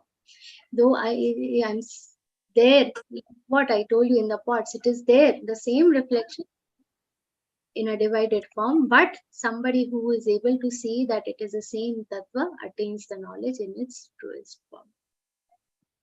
Thank you very much, Didi. Jai Shri Krishna. Thank you, Didi. Jai Shri Krishna.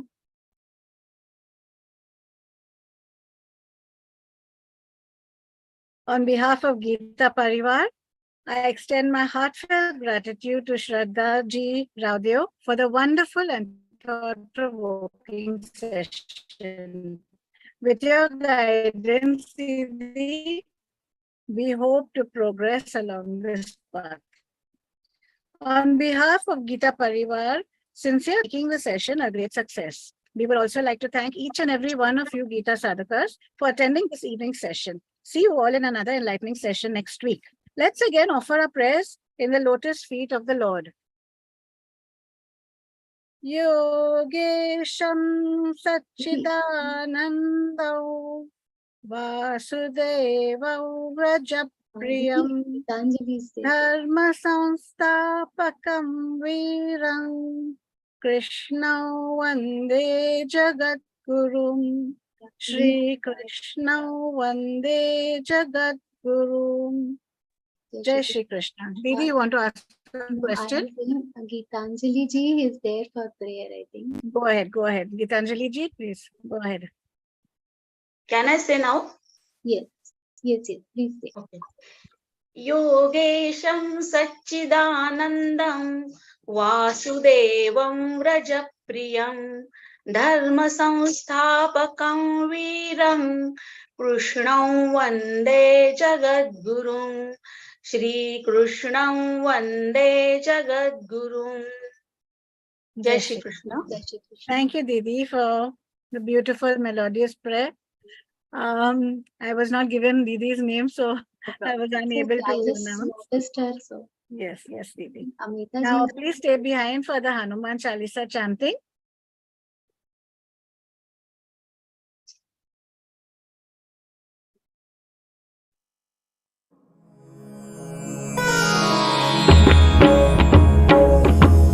Shri गुरु चरण सरोज रज निज मनु मुकुरु सुधारी बरनउ रघुबर विमल जसु जोदायक फलचारी बुद्धिहीन तनु जानिके सुमिरौ पवन कुमार बल बुद्धि विद्या देहु मोहि हरहु कलेस विकार। जय हनुमान ज्ञान गुण सागर जय कपीसति लोक उजागर रामदूत अतुलित बल धामा अंजनी पुत्र पवन सुत नामा। महावीर विक्रम बजरंगी कुमति निवार सुमति के संगी कंचन बरन विराज सुबेसा कानन कुंडल कुंचित केसा हाथ वज्र और ध्वजा विराजे कांधे मूज जनेऊ साजे शंकर सुवन केसरी नंदन तेज प्रताप महाजगवंदन विद्यावान गुणी अति चातुर राम काज करिबे को आतुर प्रभु चरित्र सुनिबे को रसिया राम लखन सीता मन बसिया सूक्ष्म रूप धरि सियहि दिखावा विकट रूप धरि लंक जरावा भीम रूप धरि असुर संहारे रामचंद्र के काज संवारे लाय सजीवन लखन जियाए श्री रघुबीर हरषि उर लाए रघुपति कीन्ही बहुत बड़ाई तुम मम प्रिय भरतहि सम भाई सहस बदन तुम रोजस गावे अस कहि श्रीपति कंठ लगावे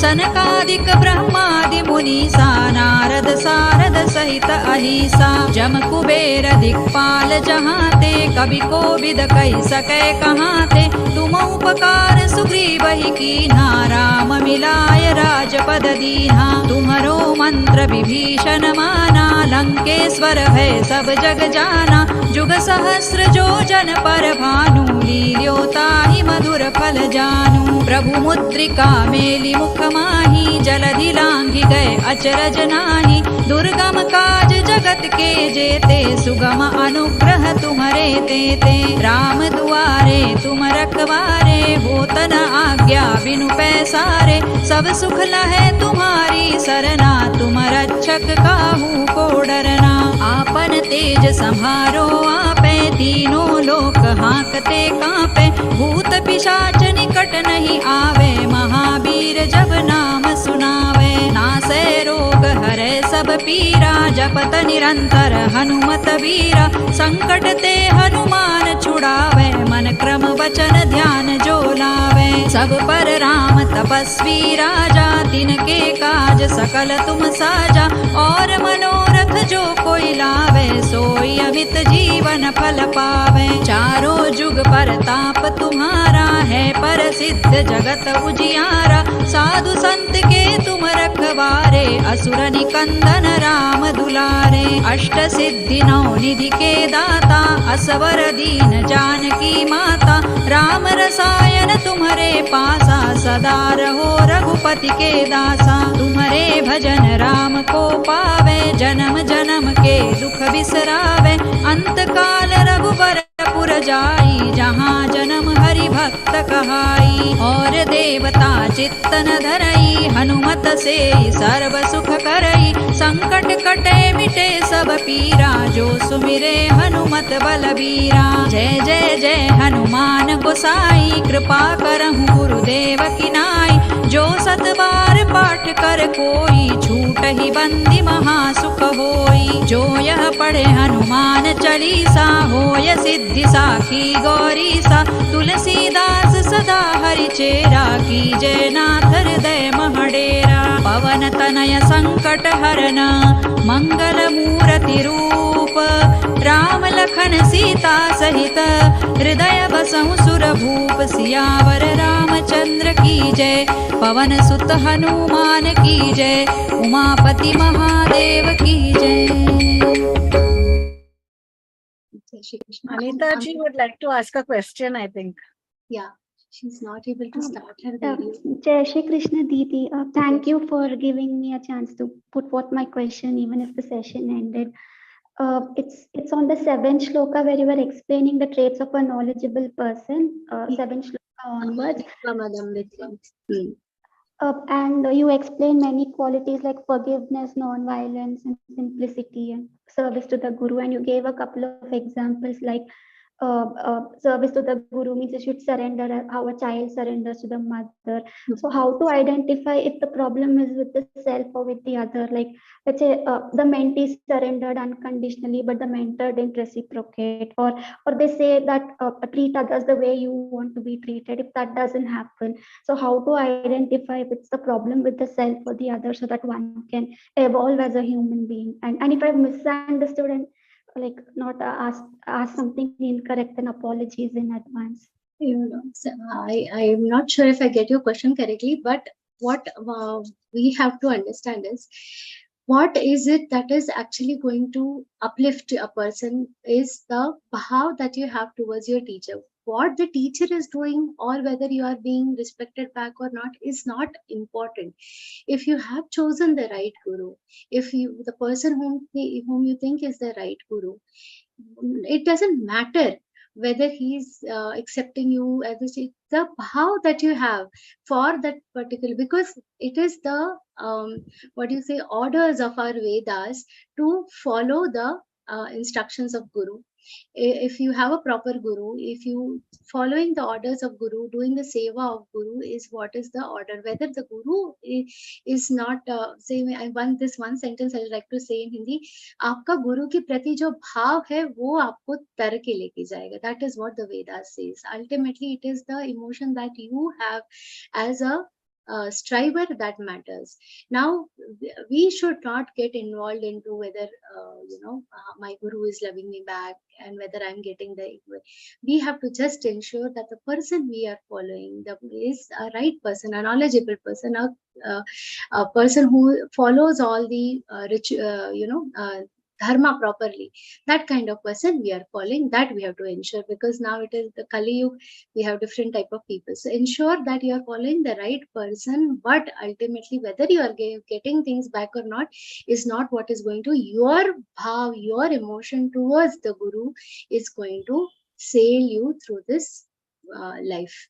That we have to see. Sometimes, some one example that I had heard in Swamiji's one of Swamiji's pravachan, that some father, if he is not very good behavior, drunkard, everybody, but if the child, irrespective of how this father is doing the seva of this father with the bhav that he is my father, it is my duty is to serve my father, no matter how that father is. But if I am doing my job well, I get the appropriate results of that karma. What karma the father has done, what he is going to get, it is his job. But your duty is not to the job of that son is not to insult his father, not to teach him how to behave nicely and all. His job as his son is to do the seva of that father. So that is the bhav we should also have. Our job we have to do properly. I hope, Amita ji, that answers your question. Yes, Didi. Thank you for once again for giving me an opportunity to put forth my question even after the session had ended. Raising hand many times and message that I can't start my video. So no problem, Amita ji. Thank you so much. Jai Shri Krishna.